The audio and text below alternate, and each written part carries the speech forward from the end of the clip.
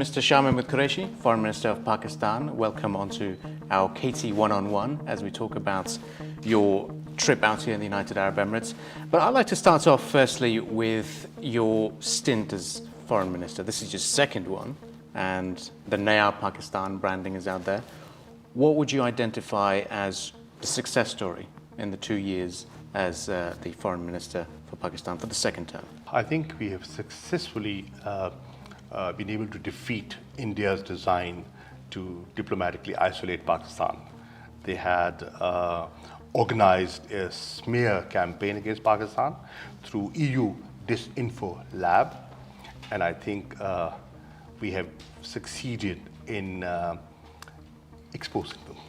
There's been a lot of an India-centric focus that you've seen as well, especially with your last time that we were out here. It was a very fiery press conference, and then there was a bit of a suggestion that there could potentially be a strike. But now things are slightly changing. We see that the Indian Foreign Minister is also arriving in Abu Dhabi.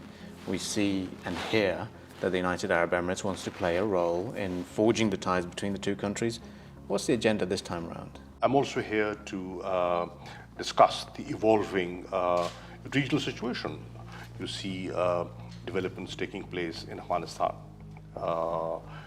You are hearing of a peace conference being organized in Turkey, Istanbul. So it might give me a good opportunity to hear his point of view. UAE obviously has a large Pakistani presence. They have a large Indian presence.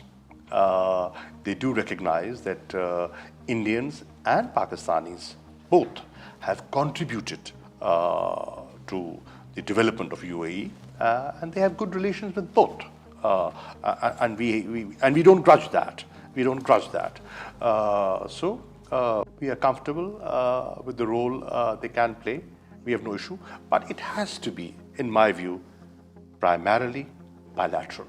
And today, we would want to move ahead. But in order to get there, India, that was responsible for officiating the climate, will have to create that conducive, enabling environment for the dialogue to take place. And that can only happen if life in Jammu and Kashmir improves. What's holding the two states back at the moment? Because, from their perspective is, stop activities and stop being focused too much on Kashmir.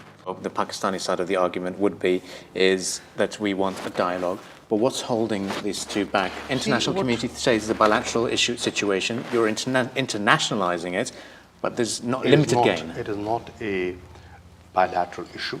It is an internationally recognized issue. There are umpteen Security Council resolutions on the Kashmir dispute.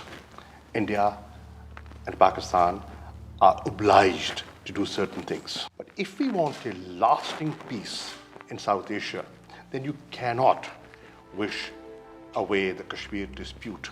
It still have to be discussed, and a resolution will have to be found according to the wishes of the Kashmiri people. So how do we reach that then? Do you think your trip to the United Arab Emirates could foster the environment for that dialogue that we're expecting to happen? I'm here for a bilateral visit. I'm not here for a India-specific agenda. My agenda is UAE-Pakistan, not India-Pakistan. And we welcome, third-party facilitation. We have no issues with that. Pakistan has no issues with that. But no matter what friends say, friends like UAE say, the initiative has to be indigenous. Pakistan would appreciate anyone and everyone, including UAE, playing a role, a positive role, a constructive role. So where do you see the roadmap going? Given the sentiments 2 years ago, they were quite hostile. Do you think this is now progressing towards an easy? I think there are some positive developments that I would like to recognize.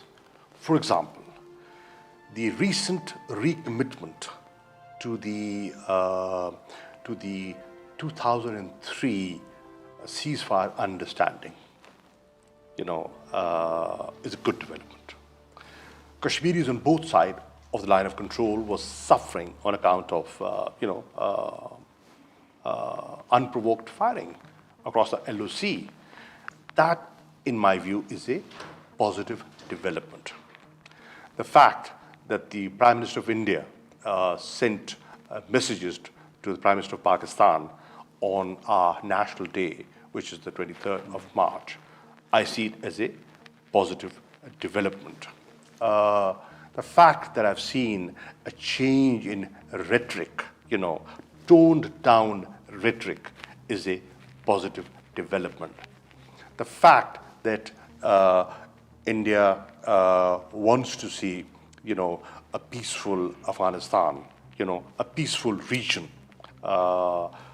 Obviously, they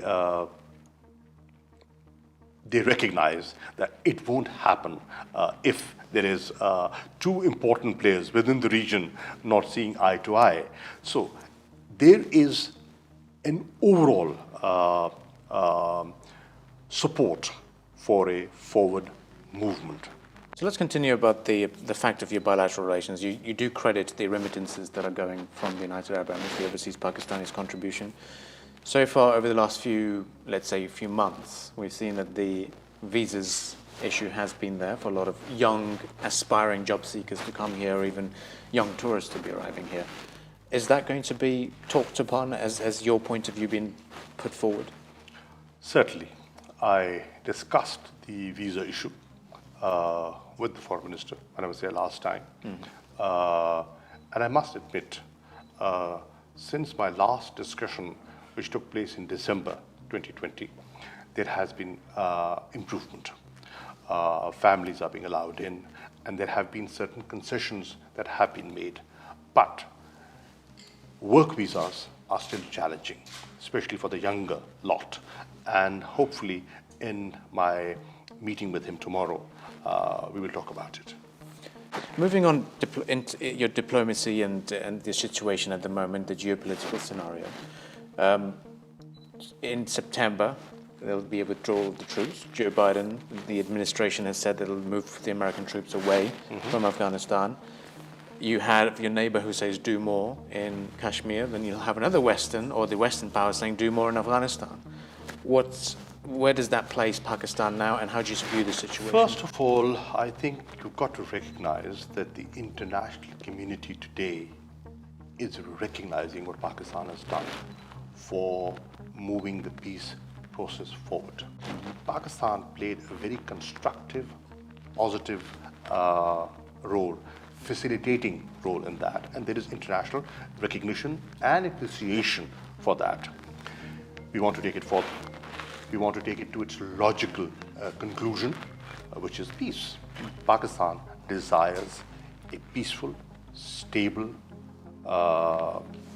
unified, independent, democratic Afghanistan. But the process has to be taken forward by Afghans. It's their country. They have to decide how to reconcile.